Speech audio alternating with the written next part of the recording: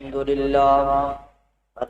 لله نحمده ونستعينه ونستغفره ونؤمن به ونتوكل عليه ونعوذ بالله من شرور أنفسنا ومن سيئات أعمالنا من يهده الله فلا مضل له ومن يضلله فلا هادي له ونشهد أن لا إله إلا الله وحده لا شريك له ونشهد أن محمدا عبده ورسوله قال الله تبارك وتعالى في القرآن المجيد والفرقان الحميد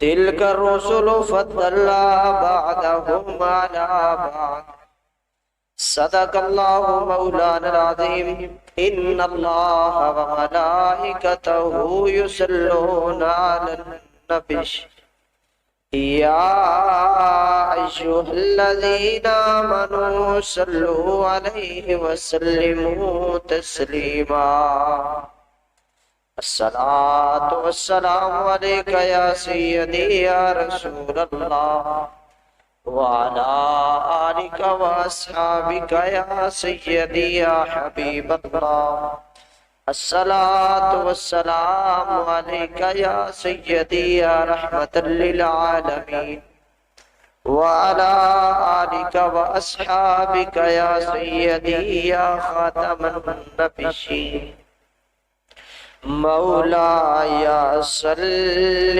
وسلم دائما ابدا على حبيبك خير الخلق كلهم مولاي صل وسلم دائما ابدا على حبيبك خير الخلق كلهم محمد سيد الكونين والثقلين محمد سيد الكونين والثقلين والفريقين من عرب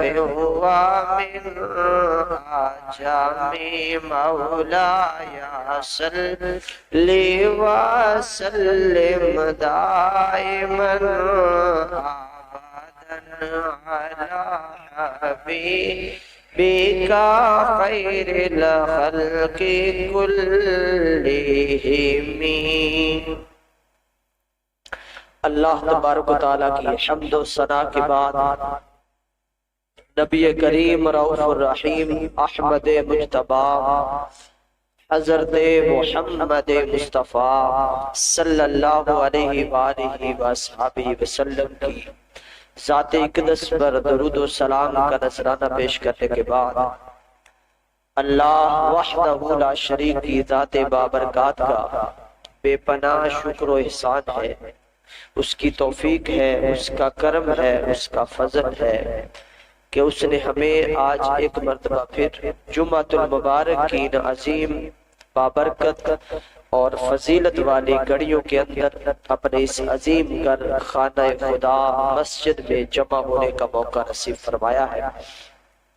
دعا ہے اللہ رب العزت ہمارا آج یہاں پر اکٹھا ہونا، بیٹھنا، ذکر و اذکار کا کرنا اور سننا اور انشاءاللہ نماز جمعۃ المبارک کا ادا کرنا، اس سب کو اپنی عظیم المرتبت بارگاہ میں قبول فرمائے اور قبول فرما کر اللہ پاک ہم سب کو اس کا اجر عظیم عطا فرمائے۔ آج کے ذکر خیر کو سن کر سنا کر ہم سب کو اس پر عمل پیرا ہونے کی بھی توفیق عطا فرمائے اور آج کے ذکر خیر کو اللہ پاک ہم سب کے لیے قیامت والے دن ذریعہ نجات بنائے، آمین یا رب العالمین۔ آج کے جمعۃ المبارک کا جو موضوع ہے وہ چونکہ پچھلے جمعہ المبارک کا بھی موضوع رہتا تھا تو میں نے سوچا کہ اس کو اب کیونکہ ربیع الاول کا آغاز ہو رہا ہے، ہم نے پچھلے جمعہ المبارک میں بات یہاں پر ختم کی تھی کہ حضرت سلیمان علیہ السلام کے جو امتی تھے، اولیاء اعظام تھے، صالحین مقرب بندے تھے، ان کا مقام و مرتبہ کیا ہے، یہاں پر بات ختم کر دی تھی کہ آقا علیہ السلام کے اولیاء کا مقام و مرتبہ کتنا ہوگا، تو اس پہ کتنا ہے اس پہ ابھی گفتگو نہیں کی تھی، تو اس کو میں ربیع الاول کے بعد انشاءاللہ اس کو ربیع الثانی کے اندر ہم گفتگو کریں گے، لیکن چونکہ ربیع الاول کا مہینہ شروع ہو رہا ہے تو اس حوالے سے استقبال ربیع الاول کے طور پر آج ہم آقا علیہ السلام کی نسبت کے حوالے سے، آپ کے واسطے اور تعلق کے حوالے سے ہم آج گفتگو کریں گے کہ پیارے آقا علیہ السلام کی جو نسبت ہے اس کا کیا مقام ہے، اس کا کیا رتبہ ہے، اس کی کیا فضیلت ہے، اس پہ ہم آج گفتگو کریں گے۔ آپ کو معلوم ہونا چاہیے کہ اللہ تبارک و تعالیٰ نے کچھ زمانوں کو زمانوں پر فضیلت عطا فرمائی اور بعض جگہوں پر فضیلت عطا فرمائی، کچھ جگہوں کو کچھ جگہوں پر فضیلت عطا فرمائی اور بعض شخصیات پر فضیلت عطا فرمائی، بعض انبیاء کو بعض انبیاء پر فضیلت عطا فرمائی، بعض چیزوں پر فضیلت عطا فرمائی، بعض رسولوں کو بعض رسولوں پر فضیلت عطا فرمائی، جس طرح قرآن پاک کے اندر اللہ پاک نے فرمایا تِلْكَ الرُّسُلُ فَضَّلْنَا بَعْضَهُمْ عَلَى بَعْضٍ، فرمایا کہ یہ وہ رسول ہیں جن کو ہم نے بعض کو بعض پر فضیلت عطا فرمائی، یعنی رسولوں کو بعض پر فضیلت حاصل ہے، یہ اللہ پاک نے عطا فرمائی۔ تو اس حوالے سے دیکھا جائے تو اللہ تبارک و تعالیٰ نے بعض چیزوں کو بعض چیزوں پر فضیلت عطا فرمائی، بعض جگہوں کو بعض جگہوں پر فضیلت عطا فرمائی، بعض زمانوں کو بعض زمانوں پر فضیلت عطا فرمائی۔ اس پہ ہم گفتگو کرتے ہیں کہ جس طرح حضرت زکریا علیہ السلام کی مثال ہمارے سامنے ہے، قرآن پاک کے اندر بھی یہ موجود ہے کہ حضرت مریم علیہ السلام کے ہاں چونکہ ایک حجرے کے اندر تھی حضرت مریم علیہ السلام، جب حضرت عیسیٰ علیہ السلام کی پیدائش ہونی تھی اس سے پہلے تو حضرت مریم علیہ السلام حجرے میں ہوتی تھی، تو حضرت زکریا علیہ السلام جب گئے تو آپ نے دیکھا کہ بے موسمی پھل حجرے کے اندر موجود ہے۔ بے موسمی پھل سے مراد یہ ہے کہ اس وقت ان پھلوں کا موسم بھی نہیں تھا اور وہ پھل موجود تھے حضرت مریم علیہ السلام کے پاس اس حجرہ کے اندر۔ تو حضرت زکریا علیہ السلام اللہ کے نبی ہیں، تو یہ حضرت مریم علیہ السلام سے پوچھ رہے ہیں کہ اے مریم یہ کیا ہے، پھلوں کو دیکھ کر بے موسمی پھل کو دیکھ کر پوچھ رہے ہیں یہ کیا ہے، تو اس پر حضرت مریم علیہ السلام نے فرمایا یہ اللہ کا فضل ہے۔ کیا ہے یہ اللہ کا فضل ہے۔ تو اس پر حضرت زکریا علیہ السلام نے سوچا کہ اگر اللہ تبارک و تعالیٰ، چونکہ حضرت زکریا علیہ السلام اس وقت تک بے اولاد تھے اور بڑھاپے میں چلے گئے تھے، تو یہاں پر حضرت زکریا علیہ السلام نے اپنے ذہن کے اندر دل کے اندر یہ بات سوچی کہ اللہ تبارک و تعالیٰ کی ذات اگر جس چیز کا موسم نہ ہو، جس پھل کا موسم نہ ہو، وہ پھل اگر عطا کر دیتی ہے تو اگر میری عمر گزر گئی ہے تو پھر بھی وہ ذات مجھے اولاد عطا کر سکتی ہے۔ تو یہ آپ نے سوچا تو پھر آپ نے دعا فرمائی اے اللہ پاک تو مجھے اولاد کی نعمت سے سرفراز فرما۔ تو اللہ پاک نے آپ کی دعا کو سنا اور اللہ پاک نے آپ کو اولاد کی نعمت عطا فرمائی۔ تو اللہ تبارک و تعالیٰ نے بعض شخصیات پر اللہ تبارک و تعالیٰ نے فضیلت عطا فرمائی، جیسے اور بعض زمانوں کو بعض زمانوں پر فضیلت عطا فرمائی۔ زمانے پچھلے گزر چکے، پیارے آقا علیہ السلام کا زمانہ بھی آیا، تو یہاں پر حضور علیہ السلام نے فرمایا، حدیث مبارکہ کے اندر آتا ہے خیر القرون قرن، فرمایا کہ سب زمانوں میں سے بہتر زمانہ، سب سے بہتر زمانہ میرا زمانہ، سب سے بہتر زمانہ میرا زمانہ ہے۔ تو پتہ چلا جتنے بھی زمانے گزرے ہیں یا بعد میں گزر رہے ہیں، اب گزر رہے ہیں، قیامت تک آئیں گے، جتنے بھی زمانے آئے اور گزر گئے، تمام زمانوں میں جو سب سے بہتر زمانہ تھا وہ حضور کا تھا، وہ پیارے مصطفیٰ کا زمانہ ہے، اس لیے کہ اس زمانے میں مصطفیٰ ہے۔ اس لیے حضور نے فرمایا کہ سب سے بہتر زمانہ میرا زمانہ ہے۔ پتہ چلا کہ بعض زمانوں کو بھی بعض زمانوں پر فضیلت حاصل ہے، جس طرح بعض انبیاء کو بعض انبیاء پر فضیلت حاصل ہے۔ اسی طرح اور بھی مساجد کا آپ دیکھ لیں، اگر ہم اس مسجد میں نماز پڑھتے ہیں یا کسی بھی عام مسجد میں نماز پڑھتے ہیں تو وہی ثواب ملے گا جو ایک عام مسجد کا ثواب ہوتا ہے۔ اگر اکیلے پڑھیں گے تو اکیلے کا ثواب ہے، اگر جماعت کے ساتھ پڑھتے ہیں تو 25 ایک روایت کے مطابق 27 نمازوں کا ثواب آپ کو ملتا ہے۔ تو یعنی بیان کرنے کا مقصد یہ ہے کہ اگر عام مسجد میں نماز پڑھتے ہیں تو اتنا ہی ملے گا جتنا عام مسجد میں نماز ادا کرتے ہیں، اتنا ثواب ہے۔ لیکن حضور علیہ السلام نے فرمایا کہ جو میری مسجد میں نماز ادا کرتا، مسجد نبوی کے اندر نماز ایک ادا کرتا ہے، ثواب 50,000 نمازوں کو ملے گا۔ کتنا ملے گا؟ 50,000 نمازوں کا اللہ پاک ثواب عطا فرمائے گا، یعنی 50,000 گنا ثواب بڑھ گیا۔ اس مسجد میں ایسا نہیں ہے، کسی اور مسجد میں ایسا نہیں ہے۔ کیوں؟ اس مسجد کو حضور سے نسبت ہے، اس کا تعلق حضور سے، حضور صلی اللہ علیہ وسلم کے ساتھ ہے۔ اور فرمایا کہ جس نے حرم کے اندر، مسجد الحرام کے اندر نماز ادا کی، اسے ایک نماز کا ثواب ایک نہیں ملے گا بلکہ 1,00,000 نماز پڑھنے کا ثواب عطا فرمایا جائے۔ تو یہ بھی نسبت ہے، یہ پیارے آقا علیہ الصلوۃ والسلام کی تشریف آوری کی، یعنی پتہ چلا بعض جگہوں کو بھی بعض جگہوں پر فضیلت حاصل ہے، جس طرح دنوں کو بھی دنوں پر فضیلت حاصل ہے۔ دن سارے اللہ پاک کے ہیں، زمانے بھی سارے خدا کے ہیں، وقت بھی سارے خدا کے ہیں، ٹائم بھی سارا خدا کا، لیکن دنوں کو بھی دنوں پر اللہ پاک نے فضیلت عطا فرمائی۔ فرمایا یہ جو جمعہ کا دن ہے نا، حضور فرماتے ہیں یہ تو سب دنوں کا سردار ہے، یہ جو جمعہ کا دن ہے فرمایا یہ تمہارا عید کا دن ہے۔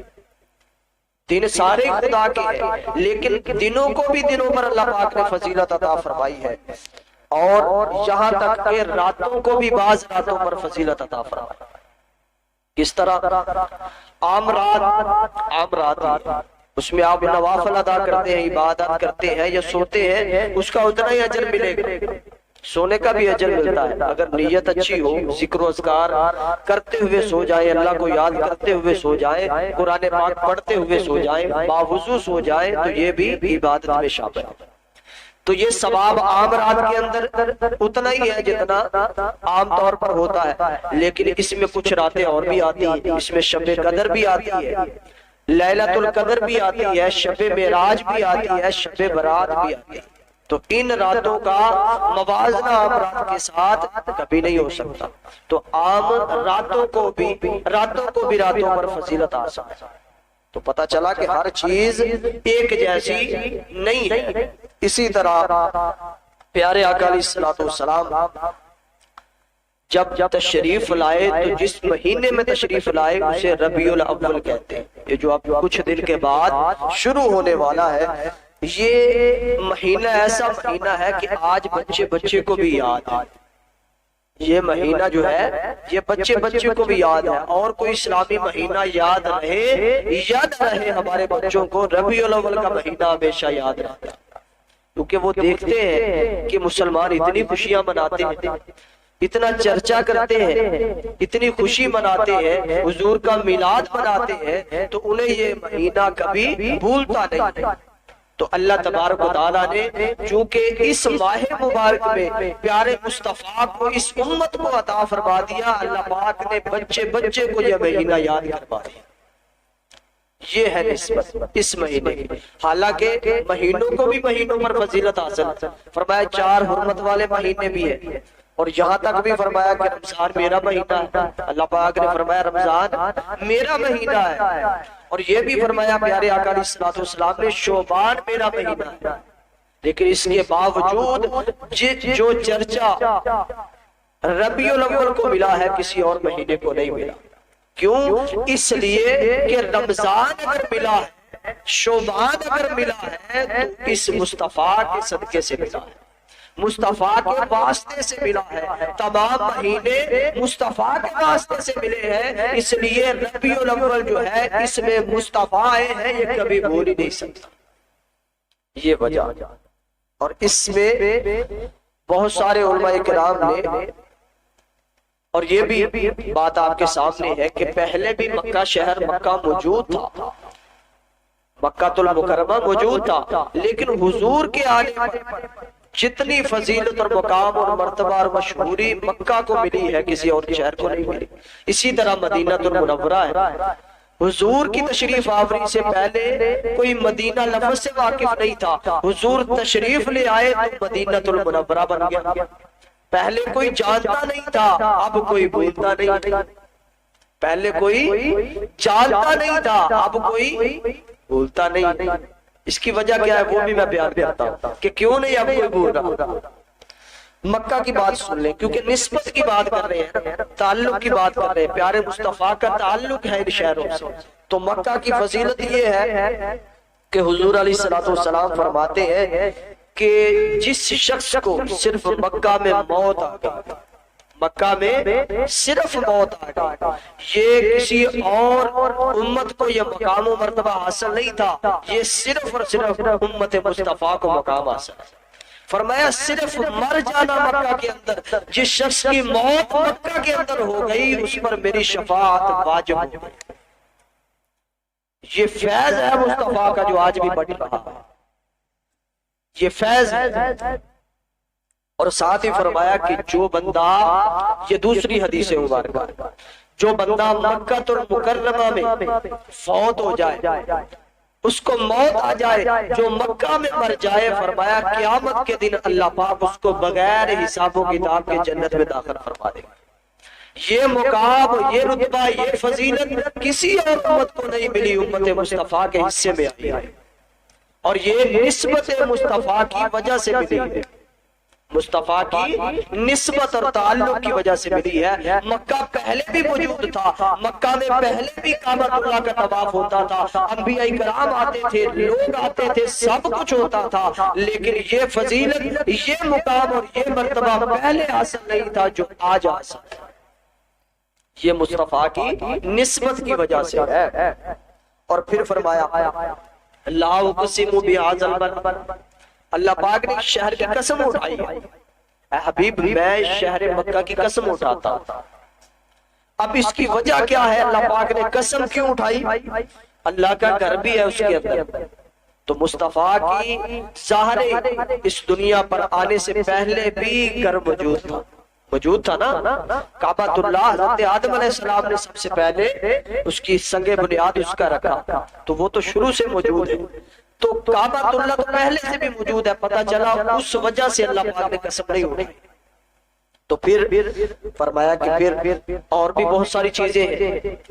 اگر صفا مروہ بھی ہے اس کے اندر، اور حجر اسود بھی ہے اس کے اندر، رکن یمانی بھی ہے، مقام ابراہیم بھی ہے، اور آب زمزم بھی یہاں سے نکلتا ہے. بہت ساری اللہ پاک کی نشانیاں ہیں، بہت سارے مقام و مرتبے ہیں، بہت ساری جگہ ہیں فضیلت والی، مقام والی، رتبے والی. فرمایا یہ پہلے بھی موجود تھی، کچھ اب بھی آئی ہے. تو فرمایا اس وجہ سے نہیں، اگر اس وجہ سے اٹھانی ہوتی تو پہلے ہی اٹھا دیتا، لیکن فرمایا کہ اس کی وجہ میں خود بیان کرتا ہوں، تم چھوڑ دو. فرمایا کہ پھر مولا تیرے پاس آتے ہیں، اس کی وجہ کیا ہے؟ تو شہر مکہ کی قسم کیوں اٹھاتا ہے؟ فرمایا وَأَنْتَ حِلٌّ بِهَذَا الْبَلَدِ، اے حبیب تو اس شہر میں موجود ہے، اس لیے میں شہر مکہ کی قسم اٹھاتا ہوں.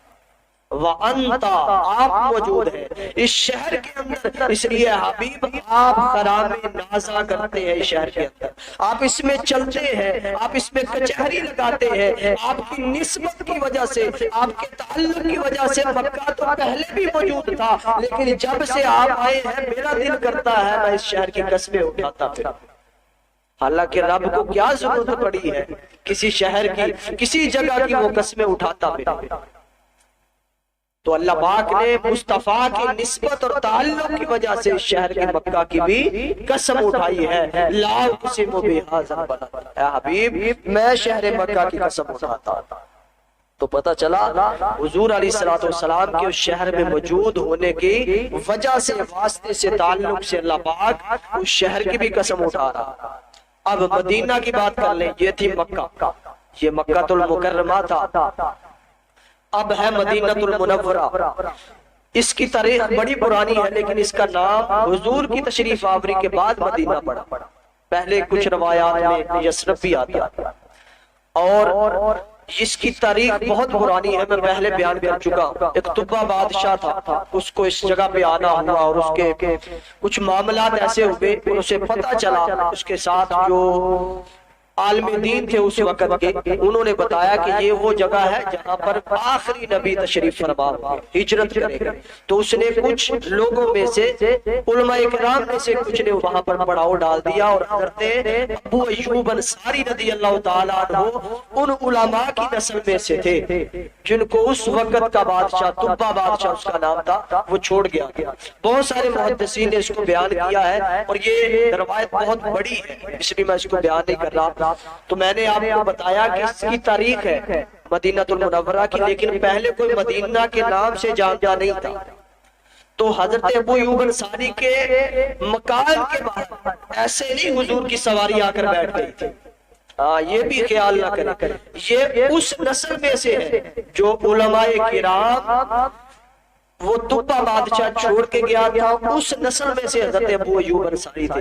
اور ایک خط دے کر گیا تھا وہ بادشاہ کہ اگر میری زندگی میں آ گئے، وہ پہلے بہت دن تک، مہینوں تک وہاں پر رہا کہ شاید میرے ہوتے ہوئے حضور آ جائیں تو میں ان کی بیعت کروں، ان کو دیکھ لوں، لیکن ایسا نہ ہوا۔ تو پھر وہ خط دے کر گیا کہ اپنی نسل کو دے دینا، اگر تمہاری زندگی میں نہ آئے یہ خط میرا اگلی نسل کو دے دینا، اگر وہاں پر بھی نہ آئے تو وصیت کر کے جانا، یہ خط اگلی نسل کو دے دینا، جس کی نسل میں حضور آ جائے یہ خط وہاں پر پہنچا دے۔ تو وہ خط بھی حضرت ابو ایوب انصاری نے پیش کیا، تو یہ اس کی تاریخی حیثیت ہے۔ تو حضرت ابو ایوب انصاری کے گھر کے باہر اگر حضور کی سواری بیٹھی ہے تو ایسے نہیں بیٹھی، پتا تھا کہ کوئی بڑی دیر سے اڑیک لگائے بیٹھا، بڑی دیر سے اڑیک لگائے بیٹھا ہے، اس نسل میں سے جو طبہ بادشاہ علماء کرام کو چھوڑ کر گیا تھا۔ اونٹنی نے اگر بیٹھنا ہے تو اسی گھر کے سامنے جا کے بیٹھنا، تاکہ میزبانی ہو تو اس گھر کی میزبانی ہو جو برسوں ہزاروں سال پہلے کا انتظار کر رہے ہیں۔ اسی لیے تو اب مدینہ کی میں بات کر رہا تھا کہ پہلے اس کا نام مدینہ نہیں تھا، مدینہ کے نام سے اس کو جانتا کوئی نہیں تھا، لیکن پھر حضور آ گئے، اس کی نسبت حضور سے آ گئی۔ تو میں نے پہلے بھی جملہ کہا کہ جب سے نسبت حضور کی مدینہ کو ہو گئی، مدینے کو پہلے کوئی جانتا نہیں تھا، اب کوئی بھولتا نہیں، پہلے کوئی جانتا نہیں تھا اب کوئی بھولتا نہیں ہے، کیونکہ اس کی نسبت مصطفیٰ سے ہو گئی۔ تو جس کی نسبت مصطفیٰ سے ہو جائے اسے کوئی بھولتا نہیں ہے، سبھی کو وہ یاد رہتا ہے۔ اس لیے اپنی نسبت مصطفیٰ سے مضبوط کرے، اپنا تعلق مصطفیٰ سے مضبوط کرے۔ اور وہ کیسے مضبوط ہوگا؟ بہت سارے احکام ہیں، لیکن اس میں سے تمام فرائض تو ادا کرنے ہی ہے، یہ تعلق کا، اطاعت کا، تابعداری کا یہ کام ہے اور اس کو کرنا چاہیے۔ لیکن جو تعلق درود پاک پڑھنے سے ہوتا ہے، ملتا ہے، قائم رہتا ہے، ایسا تعلق اور کسی چیز سے نہیں بنتا۔ اس لیے درود پاک کو اپنی زندگیوں کا حصہ بنائیں اور روزانہ پیارے آقا علیہ السلام پر درود پاک پڑھتے رہے، ان کو سلام بھیجتے رہے، ان کو درود بھیجتے رہے۔ جب آپ روزانہ سلام بھیجتے رہیں گے تو ایک ہی شخص کو اگر آپ روز سلام کرتے ہیں تو وہ آپ کو اچھی طرح پہچان جاتا۔ دنیا کی مثال ایک شخص کو آپ روز ہی سلام کرتے ہیں ایک مرتبہ تو وہ آپ کو بھولے گا نہیں، اس کو آپ کی شکل، آپ کا چہرہ اچھی طرح سے یاد ہو جائے گا۔ تو جس کو آپ روزانہ سینکڑوں مرتبہ سلام بھیجیں گے اور وہ ہستی بھی مصطفیٰ کی ہستی ہوگی، وہ آپ کو کیسے بھول سکے گے؟ وہ زیادہ وفادار ہے دنیا کے مقابلے میں، وہ زیادہ غمگسار ہے دنیا کے مقابلے۔ تو یہ نسبت کو قائم رکھنے اور اس کو مضبوط کرنے کا ذریعہ کیا ہے؟ درود پاک ہے۔ تو اس کو زیادہ سے زیادہ پڑھا کریں۔ تو مدینہ کی بات ہو رہی تھی کہ مدینہ پہلے کوئی جانتا نہیں تھا، اب کوئی بھولتا نہیں ہے، اس لیے کہ اس کی نسبت حضور سے ہو گئی ہے۔ اور ایک بات یہ بھی ہمیں سننے میں ملتی ہے کہ ہم مدینہ مدینہ ہی کیوں زیادہ کرتے ہیں، مدینہ مدینہ ہی کیوں زیادہ کرتے ہیں، ہم مکہ کا نام کیوں کم لیتے ہیں، زیادہ مدینہ مدینہ کیوں کرتے ہیں، حالانکہ ہم مکہ کا نام بھی ویسے ہی لیتے ہیں۔ تو یہ اعتراض ہے۔ تو اس اعتراض کا جواب ترمذی شریف کے اندر ایک روایت ہے، ام عائشہ رضی اللہ تعالی عنہا روایت کرتی ہے کہ حضور علیہ السلام کے وصال کے وقت صحابہ اکرام کے درمیان آپ کی تدفین کا اختلاف ہوا کہ کس جگہ پہ آپ کی تدفین کرنی ہے۔ تو اس پر اختلاف ہو گیا، تو حضرت ابو بکر صدیق رضی اللہ تعالیٰ عنہ نے فرمایا، اے صحابہ میری بات سنو، میں نے ایک بات حضور سے سنی تھی اور میں آج تک نہیں بھولا۔ حضور نے کیا فرمایا؟ صحابہ نے پوچھا، فرمایا حضور نے فرمایا تھا کہ اللہ ہر نبی کی روح کو وہاں پر قبض کرتا ہے، وہاں پر قبض کرتا ہے جس جگہ سے اسے سب سے زیادہ پیار، جو اسے سب سے زیادہ محبوب ہو، اور وہ وہیں پر دفن ہونا پسند کرتا ہے۔ تو حضور علیہ السلام کو مدینہ بڑا پیارا تھا، مدینہ سے محبت تھی، اسی لیے حضور علیہ السلام کی روح بھی اللہ تبارک و تعالیٰ نے نسبت مصطفیٰ کی وجہ سے وہاں پر قبض کی۔ تو یہ رولا بھی ختم ہو گیا کہ حضور کی تدفین کہاں کرنی ہے، اس لیے کہ جہاں پر حضور کی روح قبض ہوئی وہاں پر تدفین ہوگی۔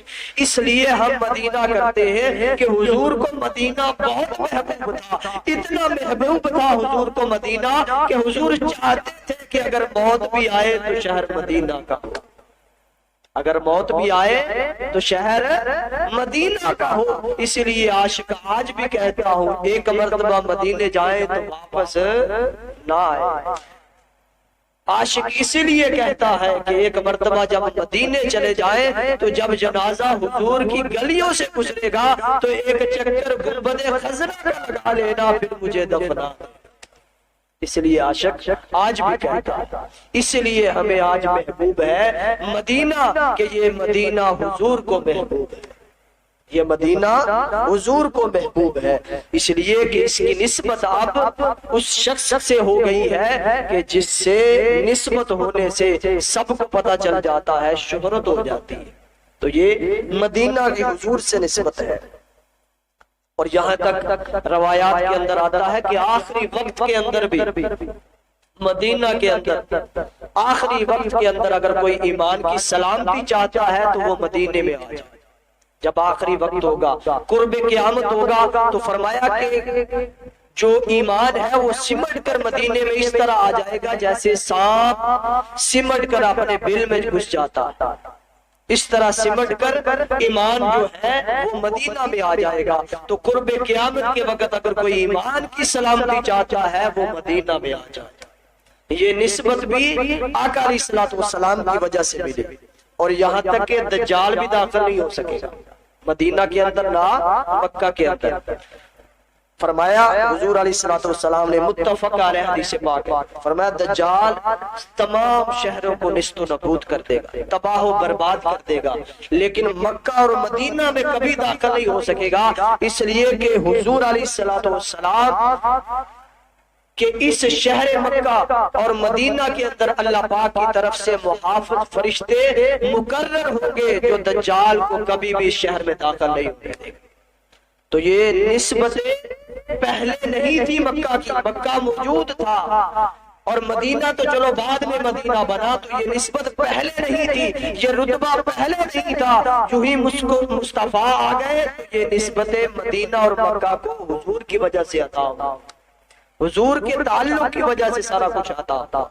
اسی لیے میں کہتا ہوں کہ بعض انبیاء کو بعض انبیاء پر فضیلت حاصل ہے، بعض جگہوں کو بعض جگہوں پر فضیلت حاصل ہے، اسی طرح بعض زمانوں کو بعض زمانوں پر فضیلت حاصل ہے۔ حضور نے فرمایا میرا زمانہ سب سے بہترین زمانہ ہے، اس سے کم پھر صحابہ کا، پھر فرمایا اس سے جو تعلق رکھتا ہے یعنی تابعین کا، لیکن فرمایا کہ سب سے بہترین زمانہ میرا زمانہ ہے۔ اگر کوئی سوچے کہ ایسا کیوں ہے، ایسا اس لیے ہے کہ اس زمانے میں مصطفیٰ ہے، اور کوئی وجہ نہیں ہے، اور کوئی وجہ نہیں ہے۔ اسی لیے فرمایا کہ یہ زمانہ سب سے بہترین زمانہ ہے، اس لیے کہ اس میں اللہ پاک نے لَقَدْ مَنَّ اللَّهُ عَلَى الْمُؤْمِنِينَ إِذْ بَعَثَ فِيهِمْ رَسُولًا، اس ربیع الاول کے اندر، اس زمانے کے اندر، اس زمانے کے اندر اللہ پاک نے اپنا حبیب ان کو عطا فرما دیا، اس امت کو عطا فرما دیا۔ تو یہ اس وجہ سے، اور میں نے کہا کہ دنوں کو بھی دنوں پر فضیلت حاصل ہے، اور راتوں کو بھی راتوں پر فضیلت حاصل ہے۔ رات کا سلسلہ عام رات کا ثواب عام ہے، لیلۃ القدر، لیلۃ القدر کا جو مقام و مرتبہ ہے عام رات کو نہیں پہنچ سکتا۔ لیلۃ القدر کے اندر اگر بندہ اس رات کو پا لیتا ہے تو حدیث مبارکہ میں آتا ہے کہ 1000 مہینے کی عبادت لکھی جائے گی۔ اگر اس رات کو بندہ پا لیتا ہے تو کتنی؟ 1000 مہینے کی عبادت لکھی جائے گی، لیکن جاگا وہ صرف ایک رات ہے، ایک رات جاگا ہے اگر، لیکن اس نے پا لیا اس رات کو تو کتنی لکھی جائے گی؟ 1000 مہینے اس نے عبادت کی۔ تو یہاں پر پتا چلا کہ راتوں کو بھی راتوں پر فضیلت حاصل ہے، لیکن اس کی وجہ ہم سنیں گے۔ علماء کرام نے بیان کیا ہے کہ کیا وجہ ہے لیلۃ القدر کی اتنی فضیلت کیوں ہے؟ 2 وجوہات بیان کی۔ ایک وجہ یہ ہے کہ اس رات فرشتوں کا نزول ہوا اس لیے، اور دوسری وجہ بیان کی ہے کہ اس رات میں قرآن پاک کا نزول ہوا اس وجہ سے۔ 2 وجہ بیان کی ہے علماء کرام نے، ائمہ مفسرین نے، کہ ان 2 وجوہات کی بنا پر اللہ پاک نے اس رات کی فضیلت کو اتنا کر دیا۔ ایک تو فرشتوں کا نزول ہوا اور ایک قرآن کا نزول ہوا۔ تو اب اگر غور کریں کہ یہ تو قرآن نازل ہوا اور فرشتے نازل ہوئے تو اتنا مقام و مرتبہ بن گیا، تو جو صاحب قرآن ہے، جن پر قرآن نازل ہوا، وہ جس رات کو آئے اس رات کی فضیلت کیا ہو۔ اور رہی فرشتوں کی بات، صبح و شام 70,000، صبح دن کے وقت اور 70,000 رات کے وقت فرشتوں کا جرمٹ حضور علیہ السلام کی بارگاہ میں حاضری پیش کرتا ہے۔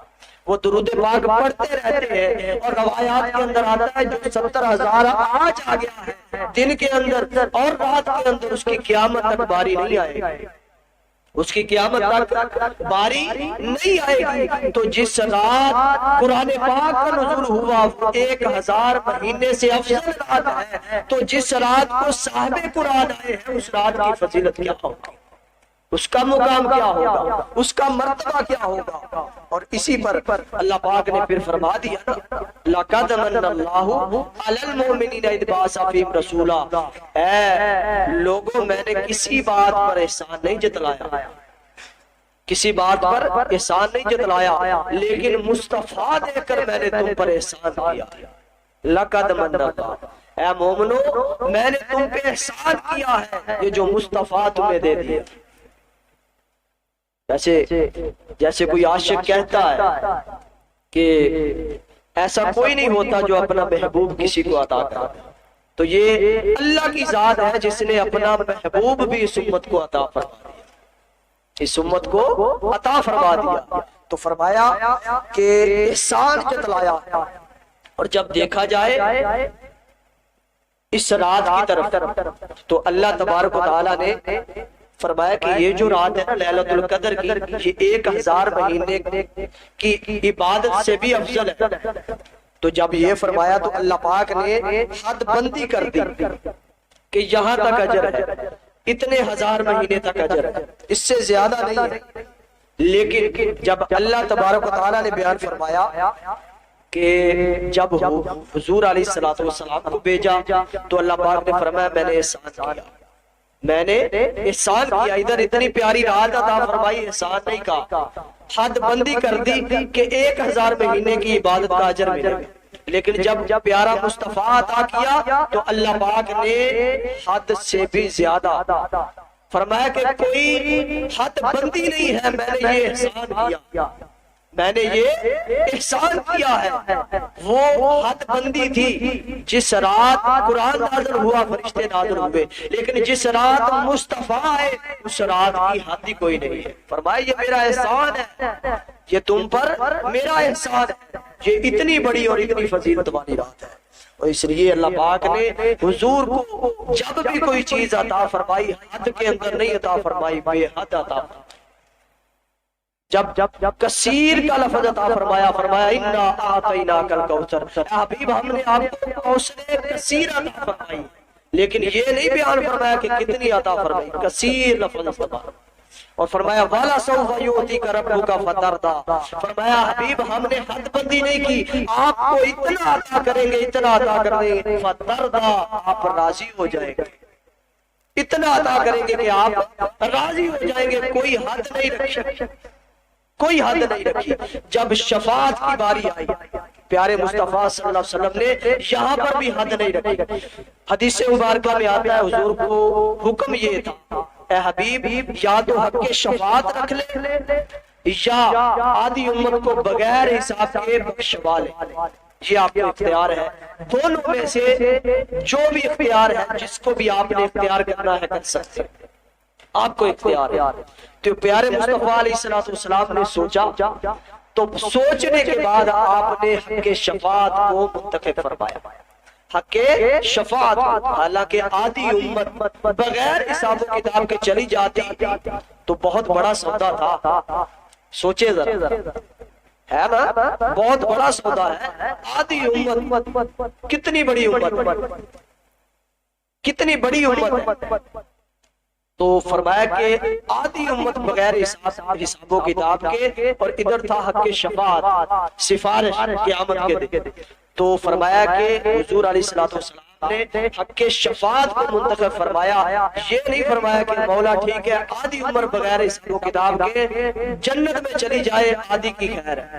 ایسا نہیں کیا، ایسا نہیں کیا. آپ نے یہاں پر بھی کسی کو منتخب کیا تو بے حد کیا، اس کی حد بندی نہیں رکھی. آدھی امت اگر چلی جاتی تو اس کی حد تھی، لیکن حضور نے حق شفاعت لے لیا کہ اس کی حد بندی نہیں ہے. اگر آدھی امت جنت میں جانے کے بعد اگر کوئی میرا امتی آ گیا کہ حضور میں بھی آپ کا امتی ہوں، میں بھی آپ کی ٹوٹی پھوٹی نمازیں پڑھتا رہا تھا، اے حضور میں بھی آپ کے درود و سلام کے نذرانے پیش کرتا رہا، آدھی امت تو چلی گئی، میرا کیا بنے گا؟ تو پیارے مصطفیٰ نے فرمایا کہ اب میرے پاس حق شفاعت ہے، اب میرا امتی بھی جب بھی آئے گا تو میں اسے رسوا نہیں ہونے دوں گا، میں اسے ذلیل نہیں ہونے دوں گا، میں سب کے سامنے اسے رسوا نہیں کروں گا، لیکن حق شفاعت میں سے اس کی شفاعت کر کے جنت میں داخل کر.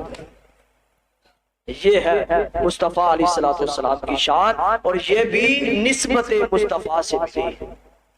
اور اس ربیع الاول کو اگر ہم دیکھیں تو ربیع کا معنی بہار ہوتا ہے، اول کا معنی پہلی یا پہلا ہوتا ہے.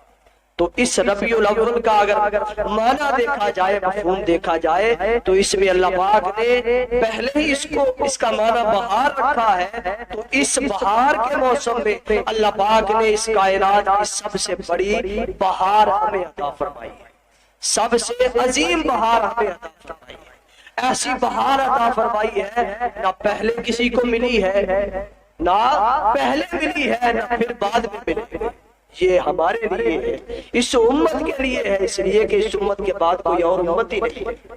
تو یہ اتنی بڑی اللہ پاک نے ہم پہ کرم نوازی فرمائی ہے. اس لیے کیونکہ ربیع الاول میں موضوع چھوڑ رہا ہوں ٹائم کی کمی کی وجہ سے، صرف یہ بات کرنا چاہتا ہوں کہ ربیع الاول کا مہینہ آ رہا ہے. تو چھوٹی سی مثال ہے کہ اگر کسی کے گھر میں بچہ پیدا ہوتا ہے کوئی خوشی آتی ہے تو خوشی گھر والا کرے گا یا ہمسایہ کرے گا یا محلے والا کرے گا؟ جس کے گھر میں خوشی ہوگی، خوشی آئے گی، وہی خوشی کرے گا نا۔ جس کا تعلق ہوگا خوشی سے، اس خوشی کے آنے سے جسے خوشی ہوگی، جس کا تعلق ہوگا وہی خوشی کرے گا۔ ہمسایہ تو نہیں نہ کرے گا، ہاں آپ کی خوشی میں شریک ہو سکتا ہے لیکن وہ خوشی نہیں کرے گا، خوشی آپ ہی کرے گا کیونکہ آپ کا تعلق ہے۔ اس لیے جس کا تعلق حضور سے ہے، جس کا تعلق مصطفیٰ سے ہے، جو حضور کا کلمہ گو ہے، جو سمجھتا ہے حضور کے آنے سے بہار آئی، جو سمجھتا ہے حضور کے آنے سے سب کچھ ملا ہے، تو اس کا تعلق حضور سے ہے۔ جس کا تعلق حضور سے ہے وہ خوشی منا۔ جیسے بیٹا آپ کے گھر میں پیدا ہوتا ہے تو خوشی آپ کرتے ہیں، آپ کا بیٹا، آپ کا تعلق ہے تو آپ خوشی کریں گے، اور اتنی خوشی کریں گے جتنی آپ کی حیثیت ہے، یا حیثیت سے بھی کئی بار بڑھ کے کر لیتے ہیں۔ خوشی اتنی ہے۔ تو یہ جو ساری کرم نوازیاں ہیں، نعمتیں ہیں، یہ واسطہ مصطفیٰ سے ملی ہیں۔ اس لیے ساری خوشیاں بعد پڑ جائیں جب مصطفیٰ کی خوشی منانی، یا مصطفیٰ کی ولادت کی خوشی منانی ہو تو ساری خوشیاں کم نظر آئے، مصطفیٰ کی ولادت کی خوشی زیادہ نظر آئے۔ اس لیے خوشی وہی منائے گا جس کا تعلق مصطفیٰ سے ہوگا۔ جس کو خوشی ہوگی کہ مصطفیٰ آئے ہیں وہی خوشی کرے گا۔ تو انشاءاللہ ہم بھی خوشی کریں گے کیونکہ ہمارا تعلق مصطفیٰ سے ہے۔ انشاءاللہ ہم سارے خوشی کریں گے، میلاد منائیں گے، لنگر تقسیم کریں گے۔ یہ ایسی بات نہیں کہ آج کے دور میں شروع ہوا ہے، یہ ضیافت میلاد، یہ کھانا کھلانا، بڑے بڑے اچھے کھانے ہوا کرتے ہیں ملکوں۔ شاہ اللہ علی قاری رحمۃ اللہ علیہ فرماتے ہیں کہ بڑے بڑے ملکوں کے اندر، بڑے بڑے شہروں کے اندر جب حضور کی ولادت کا مہینہ آتا تھا تو لوگ بڑی بڑی ضیافتیں کرتے تھے، بڑی بڑی دعوتیں کرتے تھے، لوگوں کو بلاتے تھے، کھانا کھلاتے تھے۔ یہ آج کے دور میں شروع نہیں ہوا۔ اس لیے اس خوشی کو منانا ہر مسلمان کے لیے باعث فخر ہونا چاہیے۔ اللہ پاک سے دعا ہے اللہ پاک ہمیں عمل کی توفیق عطا فرمائے۔ وآخر دعوانا